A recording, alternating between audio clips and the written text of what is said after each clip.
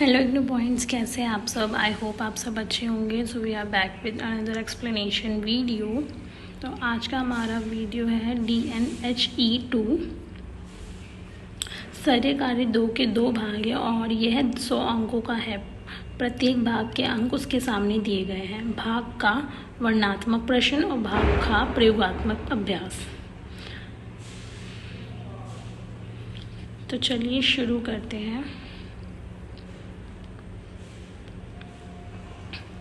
भाग का वर्णनात्मक प्रश्न। सभी प्रश्न अनिवार्य हैं। जन्म मृत्यु संबंधी आंकड़ों के मुख्य स्रोत को सूचीबद्ध करें। मृत्यु आंकड़ों संबंधी डाटा के स्रोत हैं जनगणना। आइए पहले जनगणना शब्द को परिभाषित करें। जनगणना शब्द से अभिप्राय है अधिमान्य रूप से 10 वर्ष में एक बार नियत समय पर एक देश के सभी व्यक्तियों घरों की पूरी गिनती। जनगणना व्यक्ति की आयु, लिंग, धर्म, व्यवसाय, साक्षरता, आय इत्यादि की सूचना प्रदान करती है। हमारे देश में पहली जनगणना 1872 में कराई गई और तब से हर 10 वर्ष में एक बार जनगणना कराई जाती है। भारत में अंतिम बार जनगणना 1 मार्च 1951 को हुई थी। जनसंख्या register. Sweden, Finland, Belgium, Israel, Taiwan और कोरिया जैसे कुछ देशों में जनसंख्या संबंधी डाटा नियमित रूप से बनाए जाने वाले जनसंख्या रजिस्ट्रों में से प्राप्त किए जा सकते हैं, जिसमें देश के प्रत्येक व्यक्ति का नाम दर्ज किया जाता है। जन समुदाय के महत्वपूर्ण प्रवासी गतिविधियों भी इसमें पंजीकृत की जाती है। जनसंख्या रजिस्ट्रों की इस पद्धति को प्रारंभ करने का प्राथमिक उद्देश्य व्यक्तियों की पहचान को सुस्थापित और नियंत्रित करना है। प्रतिदर्श पंजीकरण योजना। जैसे कि आप जानते हैं कि प्रत्येक समुदाय में जन्म, मृत्यु और विवाह के रिकॉर्ड स्थानीय प्राधिकारियों या धार्मिक नेताओं द्वारा रखे जाते हैं। यदि ये रिकॉर्ड पूरे और सुव्यवस्थित ढंग से रखे जाए तो जन क्षमता, मृत्यु दर और विवाह दर का प्राकलन करने में इसका प्रयोग किया जा सकता है। राष्ट्रीय प्रतिदर्श सर्वेक्षण। राष्ट्रीय प्रतिदर्श सर्वेक्षण का मुख्य उद्देश्य प्रतिदर्श सर्वेक्षण की तकनीकों का प्रयोग करके व्यापक आधार पर विभिन्न दौरों में देश भर के लिए कुछ महत्वपूर्ण सामाजिक व आर्थिक पहलुओं पर आंकड़े एकत्रित करना है। राष्ट्रीय प्रतिदर्श सर्वेक्षण के प्रथम दौरे का संचालन 1950 में हुआ। तब से विभिन्न मुद्दाओं पर सूचना NSS के विभिन्न दौरों के माध्यमों से एकत्रित की गई है। अब तक इसमें शामिल मुद्दे निम्नलिखित है। प्रजनन शक्ति, भूमघनता, जनसंख्या वृद्धि, आर्थिक रूप से सक्रिय जनसंख्या, परिवार नियोजन, रोजगार और बेरोजगारी, उपभोक्ता व्यय पद्धतियाँ, आवासीय स्थितियाँ, विनिर्माणी उद्योग, शारीरिक रूप से विकलांग लोग, स्वास्थ्य सेवा रिकॉर्ड। प्रशासनिक उद्देश्य के लिए स्वास्थ्य सेक्टर द्वारा बनाए गए स्वास्थ्य सेवा रिकॉर्ड में विभिन्न जानकारी प्राप्त की जा सकती है। परिवार नियोजन और परिवार नियोजनेतर उपायों पर उचित उदाहरण देते हुए संक्षेप में चर्चा करें। परिवार नियोजन को अब बेहतर जीवन स्तर हेतु मौलिक मानवीय हक माना जाता है। जन्मों में पर्याप्त अंतर होना बेहतर पारिवारिक स्वास्थ्य के लिए महत्वपूर्ण और महिलाओं के लिए अधिक स्वतंत्र और समान अधिकारों की प्राप्ति हेतु सहायक होता है। यदि महिलाओं को परिवार नियोजन अपनाने हेतु स्वतंत्रता दी जाए तो अधिकांश महिलाएं सिर्फ 2 या 3 बच्चों को ही जन्म देना स्वीकार करेंगी। सिर्फ 2 बच्चों के पर्याप्त अंतर में जन्म लेने की वजह से माता का स्वास्थ्य अच्छा रहता है। यह परिवार की देखभाल अच्छी तरह से करती है। माताओं और शिशुओं के स्वास्थ्य संबंधी खतरे बहुत कम हो जाते हैं। छोटा परिवार स्वास्थ्य, सुखी और संतुष्ट रहता है। अच्छी शिक्षा की वजह से दंपति स्वतंत्रता पूर्वक परिवार नियोजन कर सकते हैं। माताओं की आयु 20 वर्ष से अधिक होने से शिशु जन्म के समय किसी का खतरा नहीं रहता है। सिर्फ 2 बच्चे होने की वजह से पालक अब उनकी अच्छी देखभाल कर सकता है। उनके आहार, कपड़े, शिक्षा का व्यय आसानी से वहन कर सकते हैं। बच्चे बड़े होने पर अक्सर अच्छे उपयोगी नागरिक बनते हैं। छोटे परिवार में पैसा बढ़ता है और स्तर में सुधार होता है। माता के पास अपनी शिक्षा तथा कार्य के सुधार हेतु पर्याप्त समय रहता है और रुचि बनी रहती है। उसका सामाजिक दर्जा भी बेहतर रहता है। जीवन की गुणवत्ता की से क्या तात्पर्य है? जीवन की गुणवत्ता को प्रभावित करने वाले सूचकों की सूची बनाएं। जीवन की गुणवत्ता से तात्पर्य ये है कि हम कितनी अच्छी तरह से रहते हैं। जीवन की गुणवत्ता का निर्धारण करने में कई कारक जैसे खुशी, आराम और स्वास्थ्य के मानक शामिल होते हैं जो एक व्यक्ति या समाज अनुभव करता है। कुछ लोग अपनी चीज़ें और धन को जीवन की गुणवत्ता का आधार मानते हैं, जबकि कुछ लोग इसे शारीरिक, मानसिक और भावनात्मक रूप से अच्छा होना बताते हैं। अपना स्वास्थ्य सुधारें। ऐसा कहा जाता है कि पहला सुख निरोगी काया। इसका अर्थ ये है कि यदि हम स्वस्थ होंगे तो जीवन का सही आनंद उठा पाएंगे। शारीरिक और मानसिक स्वास्थ्यता हमारे जीवन की गुणवत्ता को बढ़ाती है। यदि हम स्वस्थ होंगे तो हमारी सोच सकारात्मक होगी और हम लक्ष्य को प्राप्त करने के लिए अधिक मेहनत कर पाएंगे। मेडिटेशन या योग हमें स्वस्थ रखता है। अच्छे स्वास्थ्य के लिए हमें पौष्टिक भोजन करना चाहिए। शिक्षा का स्तर सुधारें। शिक्षा हमारे जीवन की गुणवत्ता का एक विभिन्न भाग है। यदि कोई व्यक्ति अधिक शिक्षित होगा तो निश्चित रूप से उसका जीवन स्तर भी अधिक होगा। जैसे एक डॉक्टर या इंजीनियर का जीवन स्तर ऊंचा होता है। विद्यालयों और महाविद्यालयों में प्रैक्टिकल विषयों पर अधिक ध्यान दिया जाता है। नई टेक्नोलॉजी या प्रौद्योगिकी को पाठ्यक्रम में शामिल करके शिक्षा का स्तर ऊंचा उठा सकते हैं। इसलिए हमें शिक्षा के क्षेत्र में सुधार करने की ज़रूरत है। संक्रमण के कारकों को सूचीबद्ध करें। उनमें से किन्हीं दो का वर्णन कीजिए। सकारात्मक रोग जो किसी न किसी रोगजनित कारकों जैसे प्रोटोजोआ, कवक, जीवाणु, वायरस इत्यादि के कारण होते हैं। संक्रामक रोग में एक शरीर में से अन्य शरीर में फैलने की क्षमता होती है। मलेरिया, टाइफाइड, चेचक, इन्फ्लुएंजा इत्यादि संक्रामक रोगों के उदाहरण हैं। अधिकांश बीमारी का मूल कारण किसी भी तरह संक्रमण में संबंधित होता है। संक्रमण का निश्चित पहलू शरीर के भीतर एक अवांछित जीव के प्रवेश की बात करता है जो अंत में मानव शरीर को नुकसान पहुंचाता है। ये जीव मूल रूप से परजीवी होता है जिन्हें जीवित रहने के लिए एक अलग शरीर की आवश्यकता होती है। मानव शरीर प्रजनन करने, बनाए रखने और यहाँ तक कि उपनिवेश बनाने के लिए उनका आवास बन जाता है। एक हानिकारक जीवों को रोगजनक कहा जाता है। यह अत्यंत कुशल, अपनाने में तेज और संख्या में गुणा करने वाले होते हैं। फंगस, वायरस, बैक्टीरिया, प्रियन मिलकर अनगिनत प्रकार के संक्रमण का निर्माण करते हैं। जहाँ कुछ संक्रमण हल्के होते हैं और जीवन के लिए ऐसा कोई खतरा पैदा नहीं करते, वहीं कुछ संक्रमण गंभीर हो जाते हैं और अक्सर उपचार की तत्कालता के साथ जीवन के लिए खतरा बन जाता है। एक संक्रमण एक मेज़बान की शरीर में रोगजनकों के आक्रमण और प्रतिकूल प्रभाव पैदा करने का परिणाम है।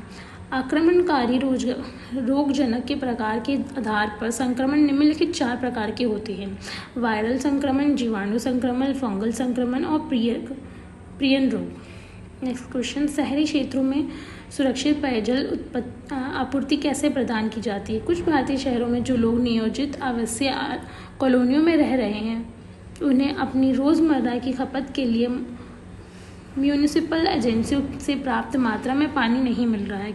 हालांकि यह कॉलोनियों में जल आपूर्ति की बुनियादी ढांचा मौजूद है और पाइपों में पानी छोड़ा जाता है, फिर भी ज़्यादातर घरों को पानी की कमी की समस्या का सामना करना पड़ता है। स्थिति का विश्लेषण करने पर पता चलता है कि समस्या की वजह आपूर्ति एजेंसी के पास पानी की कम उपलब्धता होना उतना नहीं है जितना कि प्रशासनिक प्रबंधन और नागरिक दुरुपयोग। लिहाजा स्थिति सुधरने के बजाय साल दर साल खराब हुई है। तकरीबन 15-20 साल पहले निवासियों की कम संख्या के कारण पानी की मांग कम थी और आपूर्ति के साथ साथ जिस प्रेशर पर पानी मिलता था उसे ठीक ठाक माना जाता था। उस वक्त पानी हर दिन मिलता था, आपूर्ति का समय भी तय था और चूंकि प्रेशर अच्छा रहता था तो पानी को छतों पर बने स्टोरेज या टंकी में चढ़ाने के लिए इलेक्ट्रिक पंप की ज़रूरत नहीं पड़ती थी।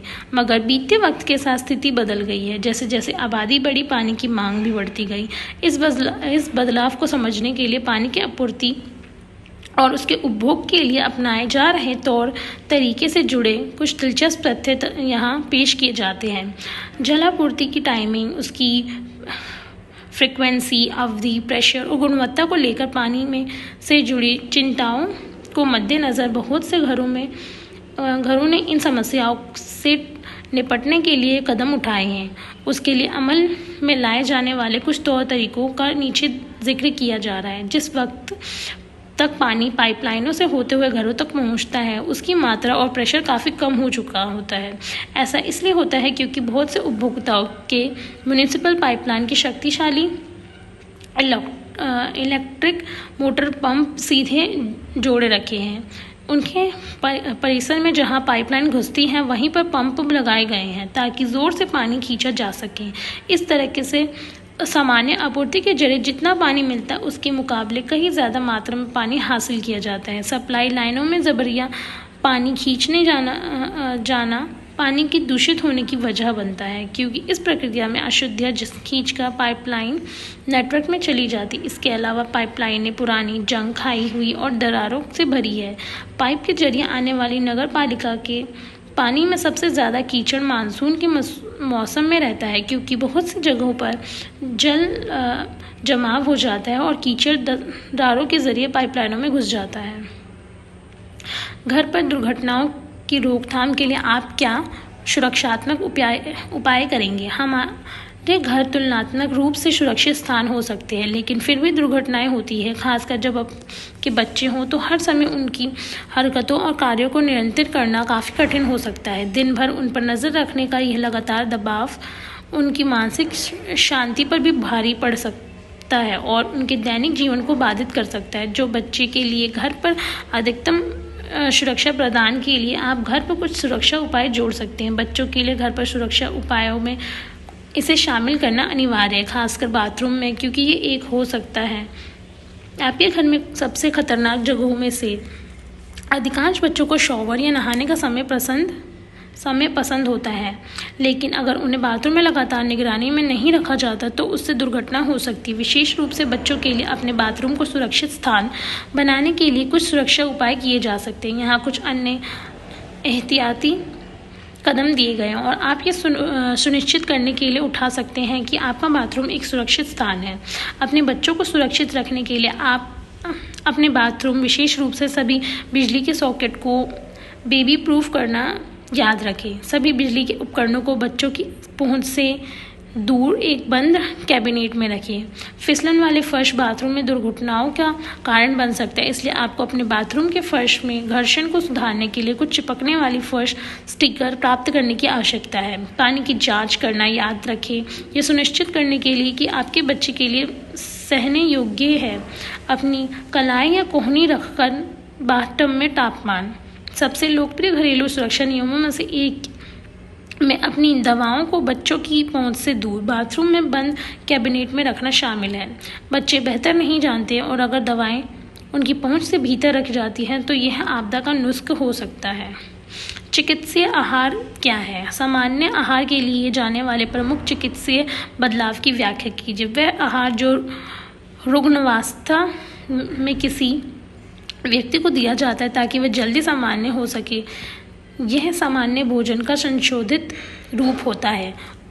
उपचारात्मक आहार कहते हैं क्योंकि बीमार पड़ने पर व्यक्ति के शरीर को कोई भाग रोग ग्रसित हो जाता है, जिससे उसकी पोषण आवश्यकता में परिवर्तन आ जाता है। जैसे मध्य में पेनक्रियाज उपयुक्त मात्रा में इंसुलिन उत्पन्न नहीं कर पाता, जो कि शक्कर के पाचन में सहयोग होता है। ऐसे में यदि हम व्यक्ति को सामान्य मात्रा में शक्कर देंगे तो उसके लिए हानिकारक होगी, और जब शक्कर उसके आहार में अलग कर दी जाती है तो इंसुलिन को आवश्यकता नहीं होती। उपचारात्मक आहार देने के प्रमुख कारण बीमारी में आहार परिवर्तन के कारण निम्नलिखित है। पोषण का अच्छा स्तर बनाए रखना, पोषण की अपर्याप्त मात्रा को सही करना, आहार की तरलता में संशोधन करना, शारीरिक जीवन में आवश्यकता अनुसार कमी करना। मधुमेह में आहार व्यवस्था का वर्णन कीजिए। मधुमेह एक चयापचय तथा आहार विकास है जिसमें रक्त के शर्करा का ग्लूकोज की मात्रा बढ़ जाती है। इस बीमारी का मुख्य कारण इंसुलिन नामक एक हार्मोन की कमी है। ये बीमारी निम्नलिखित परिस्थितियों में उभर सकती है। यदि शरीर में इंसुलिन है तो सही परंतु कार्यशील नहीं है। यदि शरीर में इंसुलिन है तो सही परंतु जितनी मात्रा में उसकी आवश्यकता है उससे कम मात्रा में है।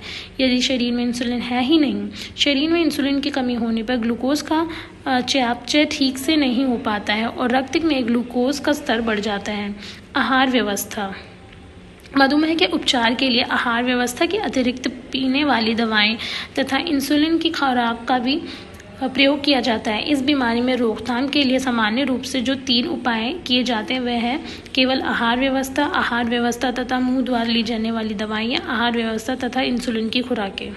निम्नलिखित खाद्य जनित रोगों में से किन्हीं 2 के लक्षणों, कारणों और रोकथाम के लिए हैज़ा एक बहुत संक्रामक बीमारी है जो पानी और गंभीर दस्त से विशेषित होते हैं। इससे गंभीर मामलों में निर्जलीकरण और मृत्यु हो सकती है। यह आमतौर पर पीने के पानी या भोजन के कारण होता है जिसमें विब्रियो हैज़ा नामक बैक्टीरिया का एक रूप होता है। अकाल, युद्ध, भीड़ और खराब स्वच्छता से प्रभावित स्थानों में हैज़ा बहुत आम है।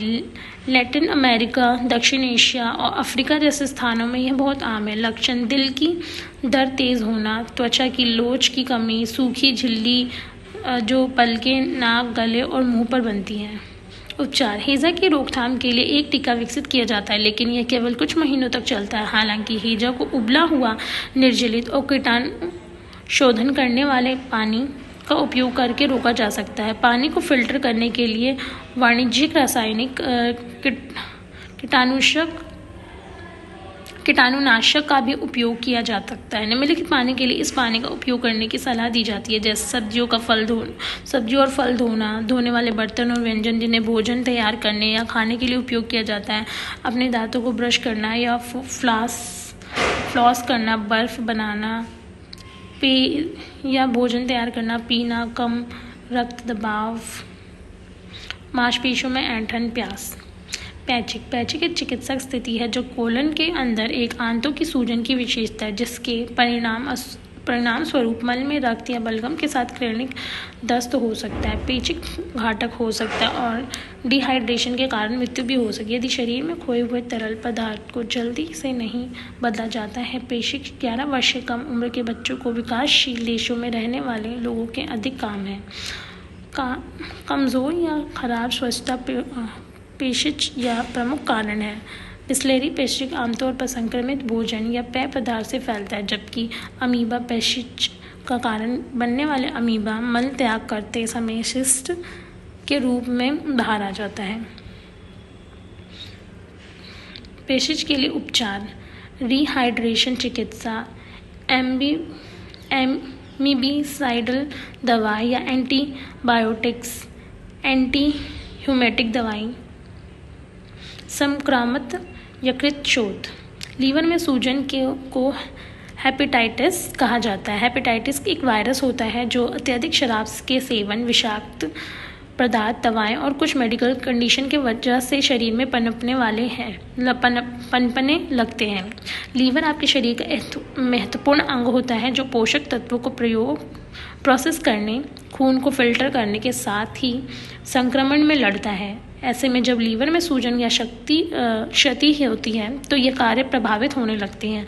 अनुपचारिक हेपेटाइटिस लीवर फेल या लीवर कैंसर कारण बन सकता है। वायरल हेपेटाइटिस बच्चे में और हेपेटाइटिस ई सभी उम्र के लोगों में होता है। इन मरीजों को बुखार, मितली, उल्टी, भूख की कमी, अत्यंत कमजोरी, आंखों और पेशाब में पीलापन, पेट में दर्द, शरीर में खुजली जैसे विविध लक्षण प्रकट होते हैं। कुछ मरीजों के मुंह से रक्तस्राव या त्वचा पर काले धब्बे हो जाते हैं। दुर्लभ मामलों में कोई मरीज कोमा में जा सकता है। जांच में लीवर की असामान्य क्रिया की जांच, बढ़ा हुआ और भंडर टेंडर लीवर के लिए जांच और सोनोग्राफी तथा वायरस के प्रकार के जांच शामिल है। क्षय रोग के लक्षणों और जटिलताओं का वर्णन कीजिए। क्षय रोग टीबी एक घातक संक्रामक रोग है जो माइकोबैक्टीरियम ट्यूबरक्लोसिस बैक्टीरिया के रूप में जाने वाले बैक्टीरिया द्वारा अधिग्रहित किया जाता है। विश्व स्तर पर लगभग 10 मिलियन लोगों का सक्रिय टीबी है। संक्रामक होने के कारण क्षय रोग एक व्यक्ति से दूसरे व्यक्ति में आसानी से नहीं फैलता है। ये ज़्यादातर फेफड़ों को प्रभावित करता है और शरीर के अन्य अंग जैसे गुर्दे, मस्तिष्क और रीढ़ की हड्डियों को भी नुकसान पहुंचाता है। टीबी पूरी तरह से इलाज योग्य और रोकथाम योग्य है। तपेदिक हवा की बूंदों के माध्यम से यह एक व्यक्ति से दूसरे व्यक्ति में फैलता है। यह टीबी के लक्षण दिखाता है और ज़्यादातर मामलों में बीमार व्यक्ति के निकट संपर्क में आने वाले लोगों को संक्रमित कर सकता है। संचरण क्षमता टीबी बैक्टीरिया के संक्रमण के हफ्तों या वर्षों बाद हो सकती है। संकेत और लक्षण: कम श्रेणी बुखार, रात को पसीना, कमजोरी, वजन में कमी, भूख में कमी, खांसी, थूक के साथ, खूनी खांसी, सांस फूलना, घरघराहट, छाती में दर्द, ठंड लगना। तपेदिक रोग का कारण बनने वाले जीवन माइकोबैक्टीरियम ट्यूबरक्लोसिस बैक्टीरिया है। जब कोई टीबी रोगी छींकता है, खांसता है, हंसता है या गाता है तो तपेदिक रोग हवा की बूंदों में फैलता है। किसी व्यक्ति को संक्रमित होने के लिए एक व्यक्ति को लंबे समय तक अनुपचारित टीबी रोगी के निकट संपर्क में रहना चाहिए और बीमारी को प्राप्त करने के लिए टीबी के कीटाणुओं को सांस लेने की आवश्यकता होती है। रसोई के बर्तन साझा करने या किसी की चूमने पर लार के संपर्क में आने से यह रोग विकसित नहीं होता है। भारत में त्वचा पर फफूंदी से होने वाले आम संक्रमण कौन से हैं? यह रोग किन्हें होता है और इनकी रोकथाम कैसे की जा सकती है? एक कवक संक्रमण, जिसे अक्सर माइकोसिस के रूप में जाना जाता है, कवक के कारण होने वाली त्वचा की बीमारी है। फंगल संक्रमण किसी को भी पीड़ित कर सकता है, शरीर के विभिन्न भागों पर विकसित हो सकता है। इस तरह के संक्रमण विभिन्न प्रकार के कवक के कारण हो सकते हैं। कवक जो सामान्य रूप से शरीर पर या शरीर के अंदर मौजूद नहीं होते हैं, उपनिवेश बनाना शुरू कर सकते हैं और कुछ स्थितियों में बीमारी का कारण बन सकते हैं। कवक को अक्सर शरीर पर या भीतर मौजूद होते हैं, वे भी नियंत्रण से बाहर हो सकते हैं और कुछ मामलों में संक्रमण का कारण बन सकते हैं। फंगल रोग एक व्यक्ति से दूसरे व्यक्ति में फैल सकते हैं। दुर्लभ परिस्थितियों में रोग पैदा करने वाले कवक रोगग्रस्त जानवरों या दूषित मिट्टी या सतहों के माध्यम से पर्याप्त किया जा सकता है। यदि तुरंत और प्रभावी ढंग से इलाज किया जाता है तो फंगल संक्रमण आमतौर पर जीवन को खतरे में नहीं डालते हैं। जिन लोगों को फंगल संक्रमण होने का अधिक खतरा होता है उनकी सूची नीचे दी गई है। कमज़ोर प्रतिरक्षा प्रणाली वाले लोग जैसे कि बच्चे, बुजुर्ग और एड्स, कैंसर से पीड़ित लोग, मधुमेह। जो लोग फंगल संक्रमण के लिए संवेदनशील होते हैं। जो लोग किसी ऐसे व्यक्ति के संपर्क में आते हैं जिसे फंगल बीमारी हो। जो लोग अक्सर सांप्रदायिक सुविधाओं जैसे लॉकर रूम और शॉवर में जाते हैं, क्योंकि फंगस को पनपने और प्रजनन के लिए नमी की आवश्यकता होती है।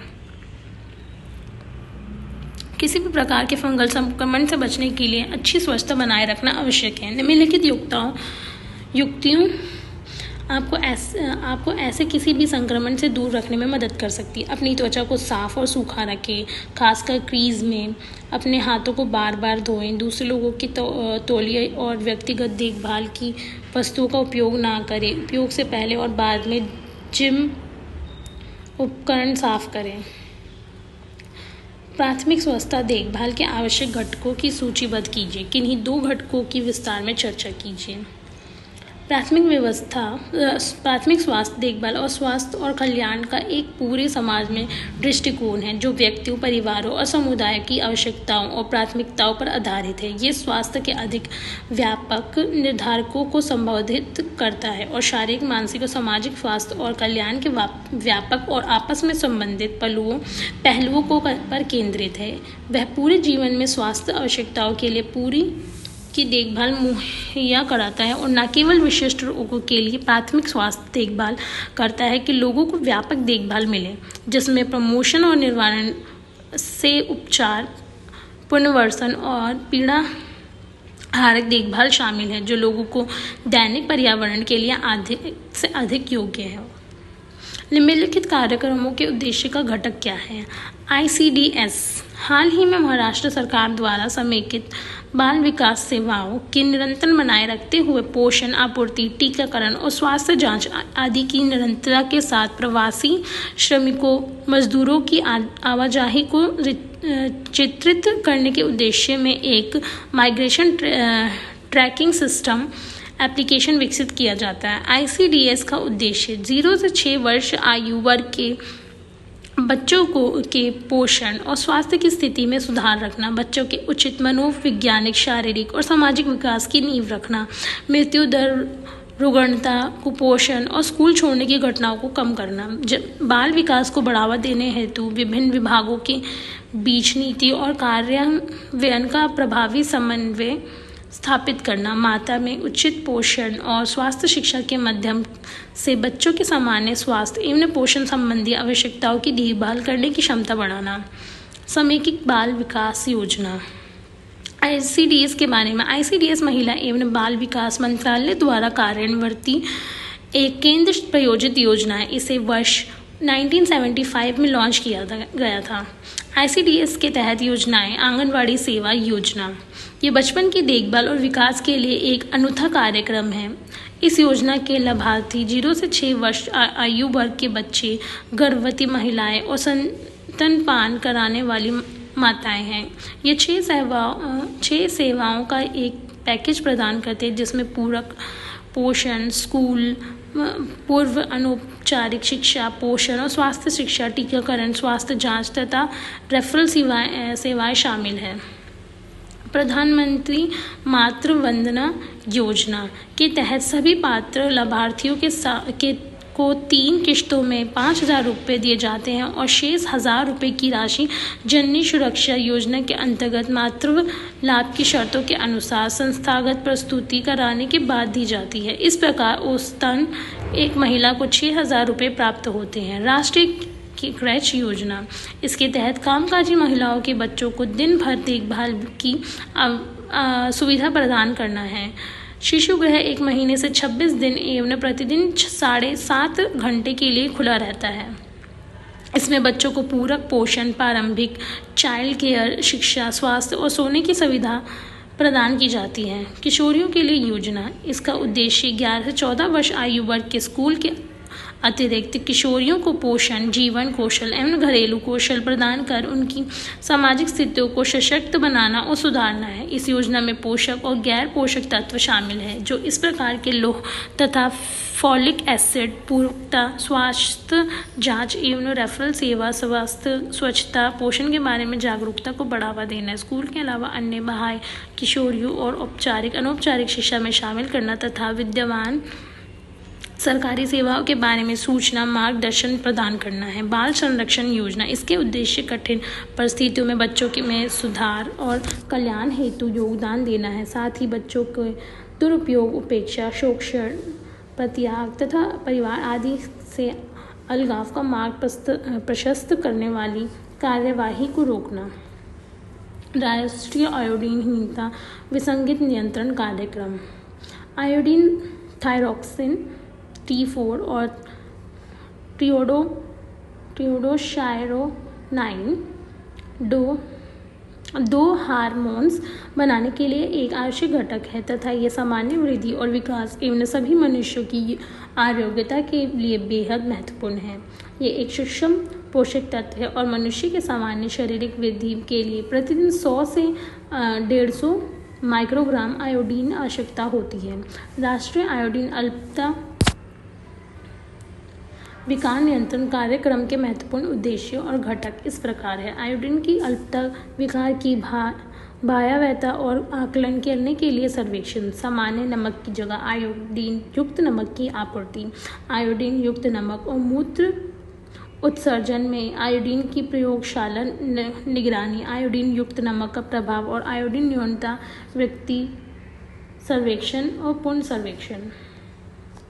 स्वास्थ्य शिक्षा का और उपचार, भारत के ग्रामीण निर्धनों के लिए विभिन्न गरीब उन्मूलन कार्यक्रमों के नाम बताइए।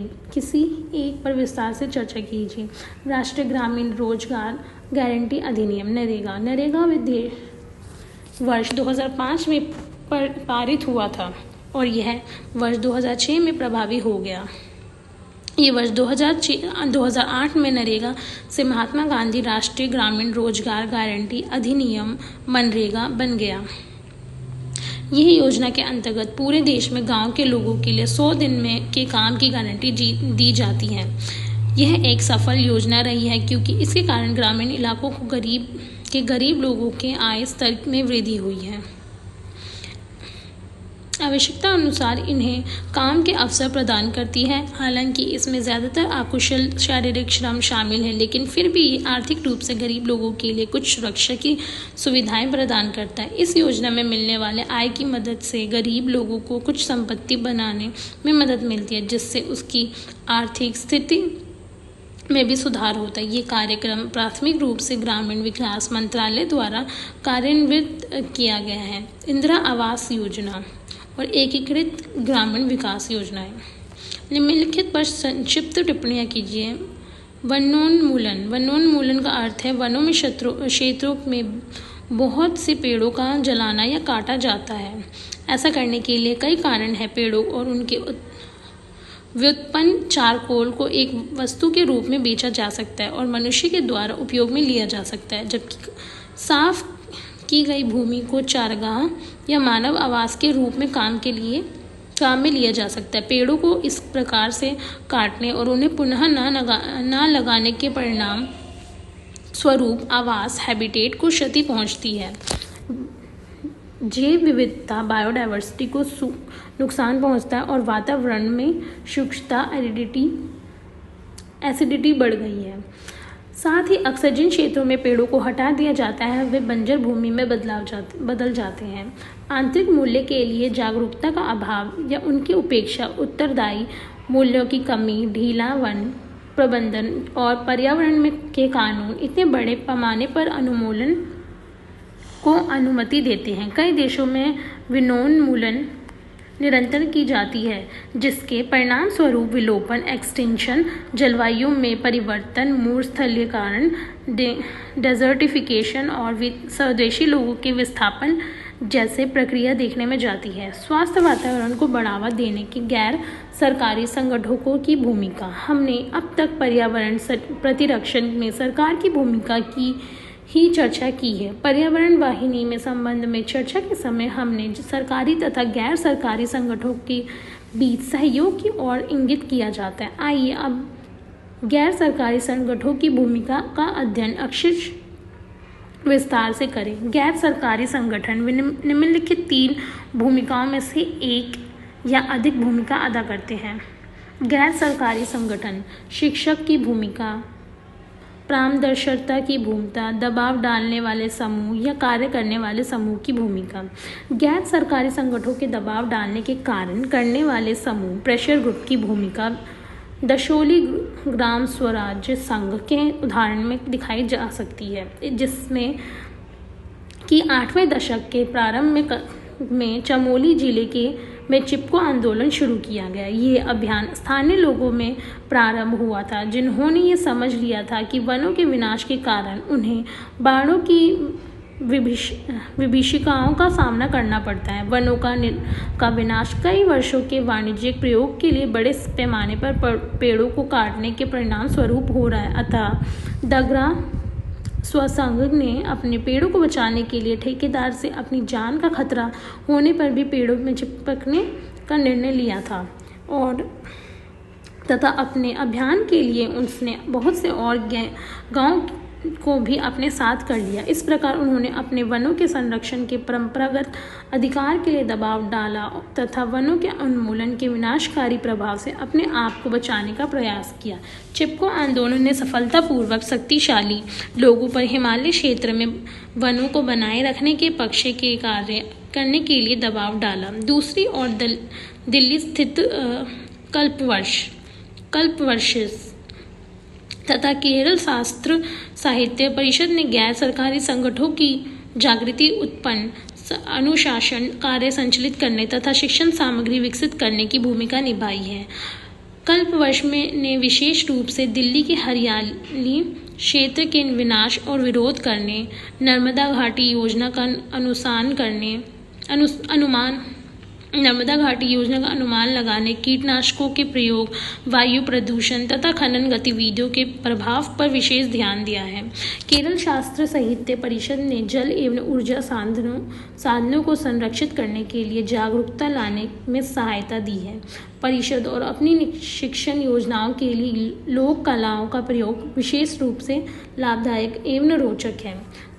अब तक हमने मुख्य रूप से सरकारी तथा गैर सरकारी संस्थाओं द्वारा पर्यावरण को पहुंचाने जाने वाले नुकसान को रोकने तथा पर्यावरण प्रतिरक्षण को बढ़ावा देने के लिए अपनाई गई क्रियाविधियों पर चर्चा की है। हमने इसमें सामने आई समस्याओं के विषय में भी चर्चा की है। यहाँ पर यह भी विशेष रूप से बताया जाना चाहिए कि कानूनों को क्रियान्वित करने, प्रदूषण नियंत्रण उपायों को संस्थापित करने या विद्यमान औद्योगिक एवं घरेलू व्यवहारों के सुधार करने में सामाजिक, राजनीतिक तथा आर्थिक कारणों को भी ध्यान में रखा जाना आवश्यक है। तो यहाँ हमारा असाइनमेंट ख़त्म होता है। अगर आपको इस फिर भी कोई दिक्कत हो या इसका PDF चाहिए हो तो हमारे WhatsApp नंबर पे कांटेक्ट कर सकते हैं जो कि डिस्क्रिप्शन बॉक्स में अवेलेबल है। Thank you.